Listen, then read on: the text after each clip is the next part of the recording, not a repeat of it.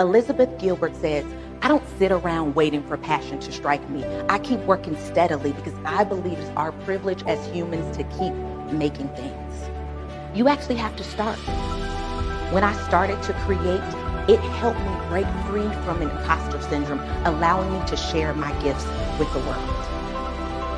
Life continues to amaze me, and it continues to remind me that on the other side of the facade of fear, there is a field full of every single one of your desires when you allow yourself to push through and break the chains in your mind.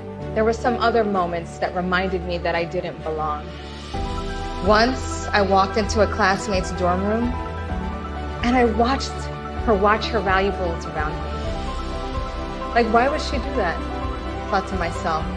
And then there was the time when another classmate walked into my dorm room and yelled, "Ew," as I was applying hair grease to my scalp. There is emotional damage done when young people can't be themselves, when they are forced to edit who they are in order to be acceptable. It's a kind of violence. I am proud of everything that I've been able to accomplish on my journey thus far.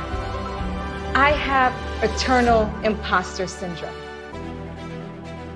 Either I've been invited because I'm a token, which really isn't about me, but rather about a box someone needed to check off.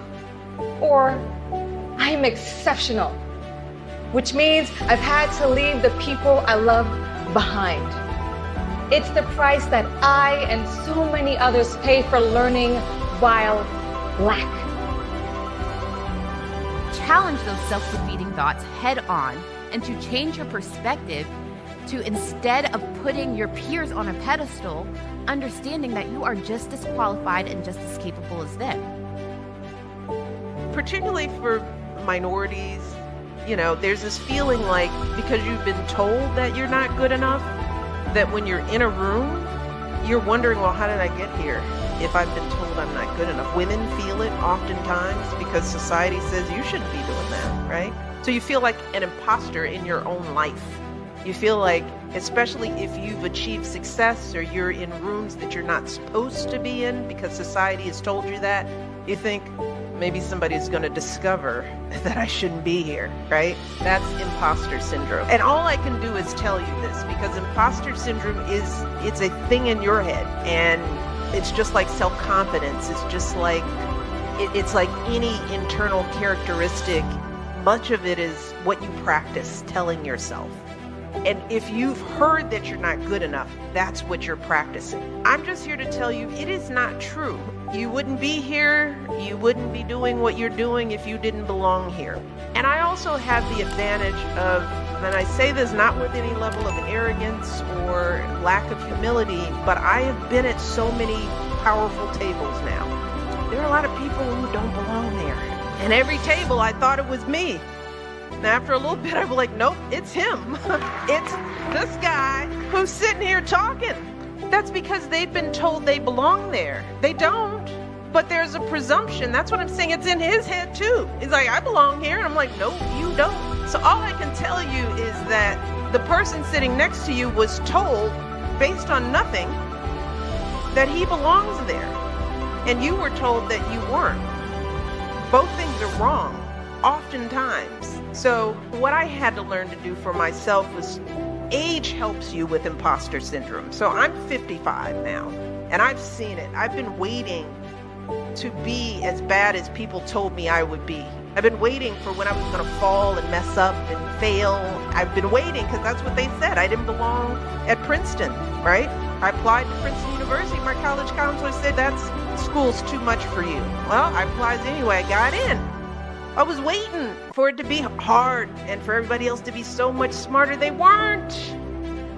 They weren't. They were just told that they belong there. Same thing was true when I applied to Harvard Law School. Maybe I shouldn't be there.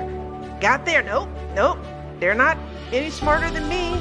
So with all the practice of just going into the room that you weren't supposed to be in and being there and occupying those seats and just doing you and knowing that your thoughts are just as relevant, your experiences are just as important, your insight is just as valuable, so that you will share it and use it and practice being there.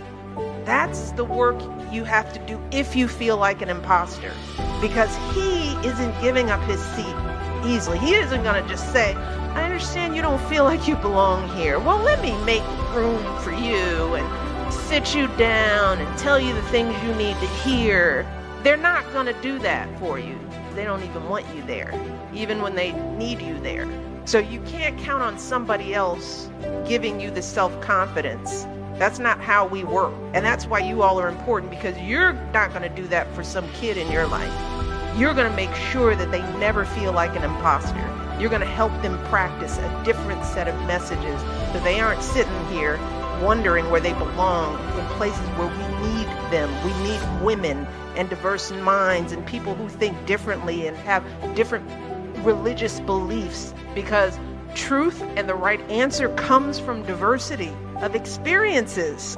You're needed at those tables. So you can't sit there wondering whether you belong, because you'll waste your time in those seats and you'll hold your voice back and you won't be able to make change because you're waiting for somebody to tell you that you belong. I'm telling you, you belong.